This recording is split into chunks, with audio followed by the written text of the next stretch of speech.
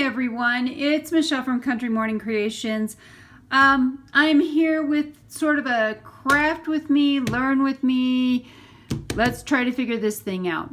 So to get started, Nick the Booksmith had done a tax folio where she was going to keep all of her receipts a while ago back.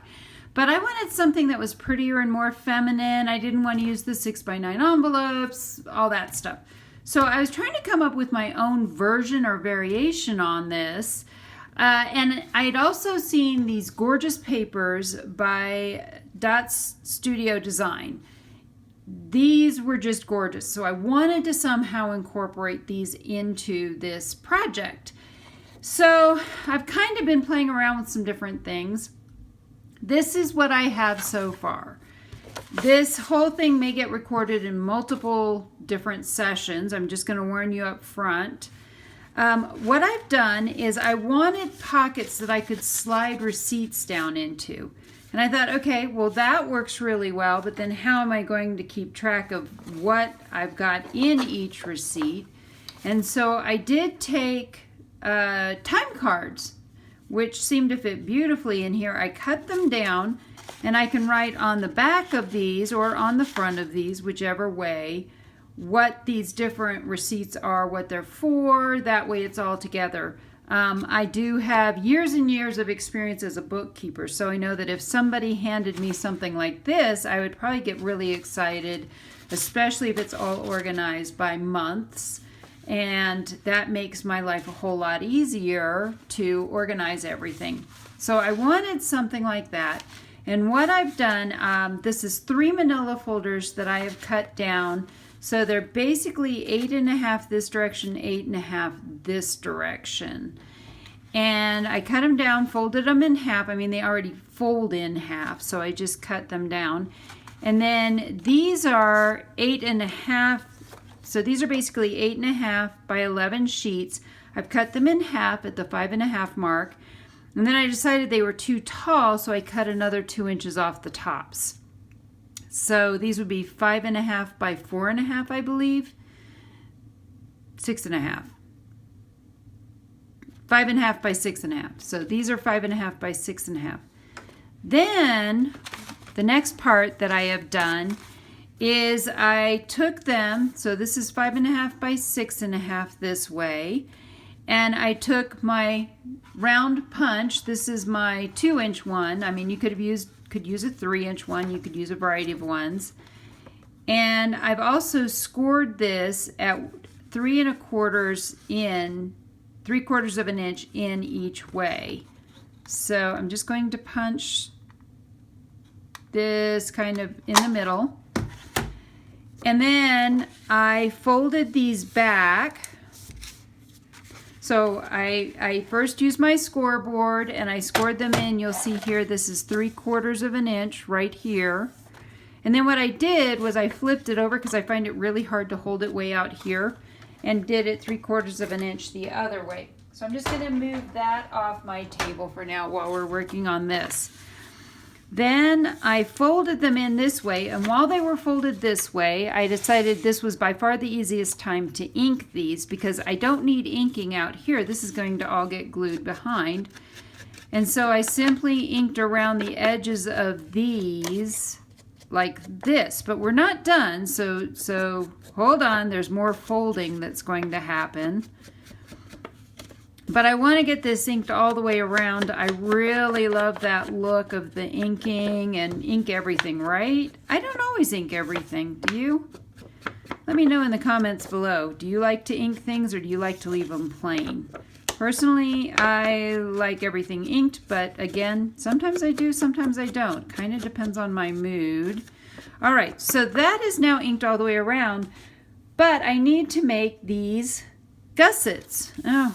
See, more trash all over my table. This is my creativeness. So these are gusseted so that I can put quite a few receipts in there.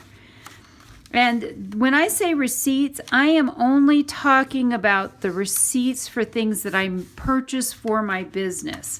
So you can see what I'm doing is just folding these over less than halfway. So I am trying to leave a little bit where the gussets are going to be behind it.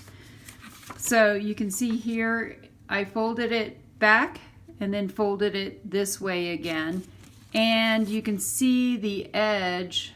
Maybe if I move that you can see the edge better. You can see that the edge is still there. Then I actually have these all sized specifically. So I'm down to the last one. I have all of them done except this last one. So I thought I would show you gluing this part at least. And I just simply glue these down like this. I don't know that everybody glues the whole part of the gusset down. I just do because I'm too messy to try to glue like a little edge. And definitely need to go along this part as well. Now, using this kind of glue, it doesn't glue right away. That is actually very good because I find that I need to kind of move things around a little bit. I will also tell you that I have already learned, and we may put this together and discover that this just isn't going to work, and I may have to start over again. What I want to do next, and I'm going to let this dry. What I'm going to do next is I want to make a cover that's going to have a flap, so it will hold everything together. It could be super, super cute, maybe to do something where we tie it, but I want something where I can just close it and open it. I don't want to have to fiddle with lots of other parts and pieces and different things. All right, so that's going to dry, and eventually you'll see that we're going to stack all of these together, and I'll show you what I mean. It's now very chunky. It's going to be very, very chunky. So like I said, this may not work, but it was a good idea, right? Last but not least, I want to take another manila folder. And I kind of sort of did this math in my head last night, but we'll see. Let's see what this does. And I need my, hold on. There we go.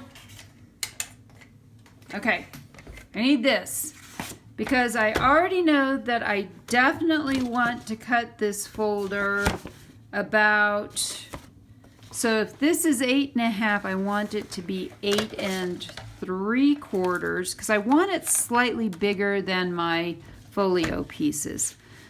So let's measure it this way. We're gonna go 8 3/4 like this.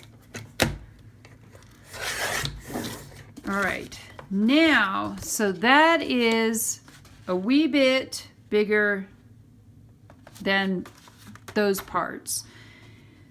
Then I want the front, and I actually want this part to be the front. You can see this has all the little spine pieces in it. And what I want to do is I want my front to be, the front's going to be shorter. So if this is, what are these? 4, I think these are 4 1/4. Where's my handy dandy ruler? If it's 8.5, it should be 4 1/4, right? So I'm going to measure this back one. This is 4 1/4. So if I make it 4 1/2, yes. So if I make the front 4 1/2, that should still cover all of those pieces. Let's make sure I'm kind of lining this up right. All right, so that's 4 1/2. And let's just slide that right up there. I think that's still going to work. We're going to give it a shot. All right, so 4 1/2. Get rid of that part. Now this next part, I am thinking, and I'm literally thinking out loud right now. I definitely wanted this to be more like 7 1/2 because what I want to do, it needs to be, so let's do this math together. If I want it to be, this would be 4.5, and then I want to do an inch because it's really thick. I'm going to do an inch kind of spine this way, and then I want it to go another inch. So okay, so 4.5, then 5.5 would be an inch, 6.5 would be an inch overlap. Let's do a 7 because I can always cut it off if it turns out that it's longer than I want it to be. All right, let's do this. We're going to make this 7 inches this way. All right, it's going to be an ish. All right, so 7 inches this way. Now we have this part done. Next, we need to actually add do some scoring to get this to wrap around like I want it to do. All right, so we have there, that's right there. So what I'm going to do is simply score right here at this 1/2 inch mark. So it's 2.5 inches. We're going to score here. And then I'm going to come over another 1/4 inch score, another 1/4 inch and score, another 1/4 inch and score, and one more 1/4 inch and score. So what you can see is now I've got all these little score lines, and actually I scored them the wrong way. Oh well, we're going to make them work. So we're going to make it so that now this is going to, let's just kind of bend these a little bit as I give myself a paper cut. We're going to bend these just a little bit so that now the idea is that this cover will now wrap around like that. And so we'll have just that little bit of an overlap. What I have here, this is a punching cradle that I made. I actually will link below the video that shows the tutorial on how I made this. What I like about this, it was cheap pink foam that I had left over from one of my kids' craft projects, but there's also no pieces on the ends, so I can lay something really long in here. Now this is not something really long, however, we're going to see if we can make this work anyway. The important thing I think at this point is not going to be so much that I keep everything, it's all going to line up. It's just do your best. And I want, again, I want these as lined up as I can get them, but with a little bit of overlap at the top and the bottom. And then we're probably going to just sew this puppy. Now, I do not have a fancy awl. This is just what I call a pokey tool. I got in actually the automotive department of Walmart had these. So I bought, it's a full set. But anyway, I think this is going to be good enough, so I'm just going to poke 3 holes. We're just going to do a 3-hole pamphlet. Nothing fancy, but sturdy. I think it's going to work just fine for my purposes here. So even though I didn't keep them all lined up, I'll be able to reline them up. It's hopefully not going to be hugely horrible. I want a nice thick thread. I don't want to use any of the thinner threads because I want this to hold. So this is actually crochet thread. I'm going to count 1, 2, I think I'm going to do 3 full ones because I want to leave plenty of room for tying.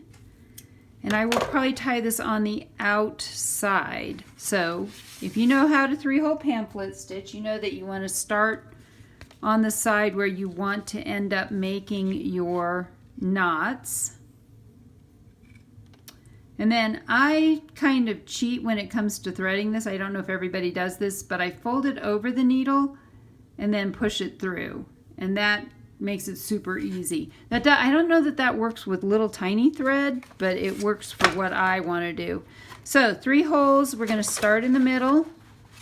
And we're just going to literally thread all of these on like this. We're going to make sure they're all facing the same direction. We're going to make sure they're all facing the right direction, because for me, I want this fold on this side. And then we're going to put this last one on. Actually, I think, does this one go this way? Nope, this goes this way, I think.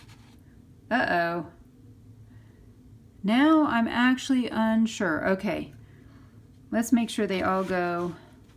Yes, there we go. Now I've got it right. So these are all facing the same direction. Yes. So come up through the middle and then pick an end. Really doesn't matter. We can go back down through the top or we can go back down through the bottom. I just picked this end because that was what I felt like doing. Then you'll see that I'm getting everything all tied up. All right, so we're going to pull that through, and then we're going to go, oops, way too much pulled through. Let's pull some of that back. Then we're going to go back through this top piece at the top. So here we go. Flip this over. We're going to put that through there, that through that hole, that hole. So this would really, really, really never work if you were trying to do this with a really, a whole lot of pages. It would be really frustrating to try to run this through every single one of these individually. But for what I'm doing right now, I don't think it's horrible, although now that I've gotten to the middle, I may decide that it's horrible. But nope, it's not horrible. So, all right. You know, a lot of people, when they do these, they actually make a prototype, and that probably would have been a good idea, but I didn't. So you're going to just see all my mistakes and what I did wrong and how I fixed them. You know, hopefully there's a lesson learned there. All right, so I want these pulled up nice and tight, and so there aren't really big gaps here. And I'm still kind of seeing some pretty big gaps, so I really want to pull this good and tight. And I want to make sure it's pulled in tight at both ends. There we go. And then I'm going to pull this really good and tight, because now we've got to tie some knots. So, square knot. Square knot is going to hold where a granny knot will not. So right over left. And we're going to pull that up good and tight. Then left over right.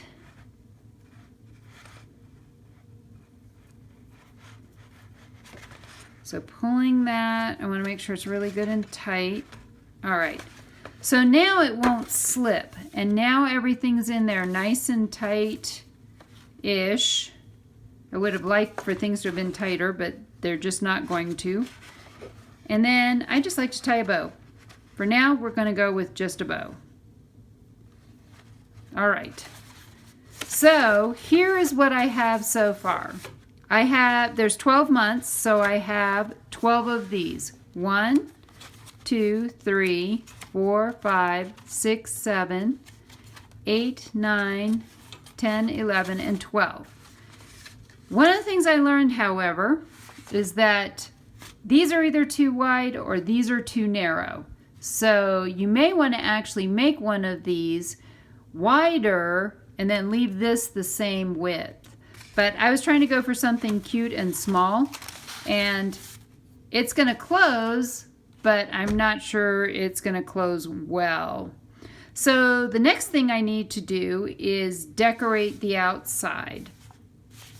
And I wanted to do that after I went ahead and put this whole thing together, so that if I decided to cover this up, I could. However, I may just go ahead and decorate this. I know what I want to do first off, though. I want to round the corners on this piece. And I have a couple of these. Here's a 1/2 inch. I think that's going to be my biggest. Yep, because this is an 1/8 and 3/8, and a 1/2 inch is bigger than 3/8. So I'm going to use this 1/2 inch punch and cut some rather large, hopefully, corners. Like that. Ooh, that is perfect. Exactly what I wanted to do. All right, let me get that corner in there too, like that. And so now we have this cute folio, and that's gonna wrap over and line up like that. But I do have some rather large pieces here that I would like to use to actually decorate this with. These, I'm going to go for something easy. I know I want these to go on the insides of here. So if I cut these at 4.5 or 4.125. No, 4.5. Let's try 4.5. I can always make it smaller if I need it. So I'm going to cut two of these at 4.5. As I think out loud. All right, so I've made quite the mess here. This is going to be at 4.5. This first one. And let's double check this, because I think this is just the size I need this to be. Because if this is 4.5,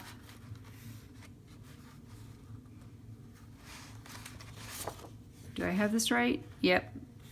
All right, 4.5. Actually, I do want to take it down to 4.125 for this side. So let's cut another 1/8 of an inch off this part.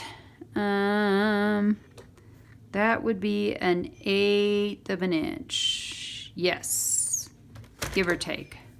Let's try that little bit. Let's see if, oops, it moved on me. So now it's not square. Let's try this again.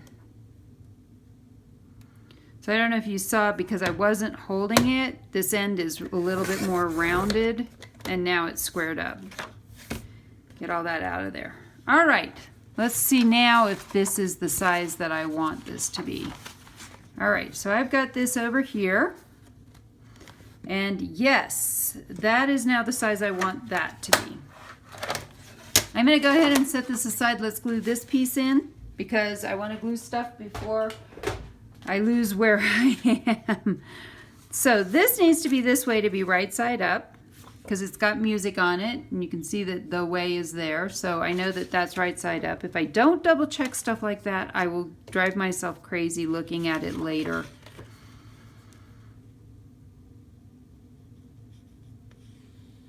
Just going to run some glue all the way around it. And again, any glue will actually work. I happen to like an acetone-based glue, mostly because it doesn't warp my paper. There's no water in it to warp my paper.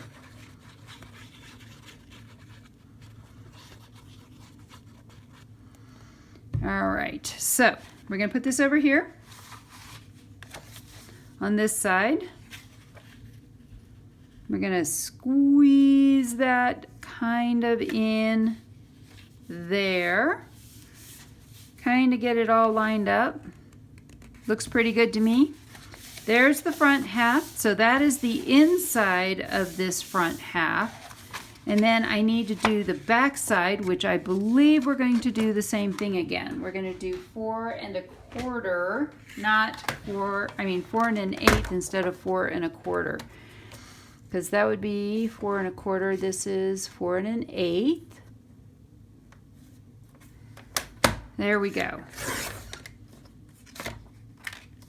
That leaves that. Let's double check this. I think I did that right as well. Ooh, look at that. I did. All right. Here we go. glue this side.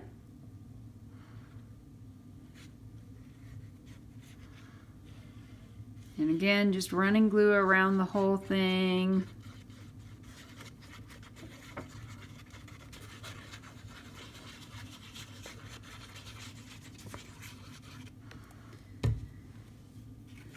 We're going to stick this in the back. About kind of, and again, this is why I like a glue that will allow it to move a little bit and doesn't stick immediately. Now let me see, did I do that right? Nope, I need to move it over a little bit more. So I actually have this right on top of the, there's this one here, and I'm realizing I didn't stick it far enough over. So I need to re-stick it, and sometimes I get lucky, even when I peel this off, it'll just go right back down again. Let's see if I got that right now. Yes! There we go, I got it right this time. And I'm just gonna push that down again and make sure that's all stuck. For the back, I think I'm not going to try to wrap like something that goes all the way around here. Instead, I think what I want to do is leave, well, I'm debating. So what I think I'm going to do, I'm at a really good place to stop. I'll think about this a little bit more, and I will be back to do a little bit more on this project.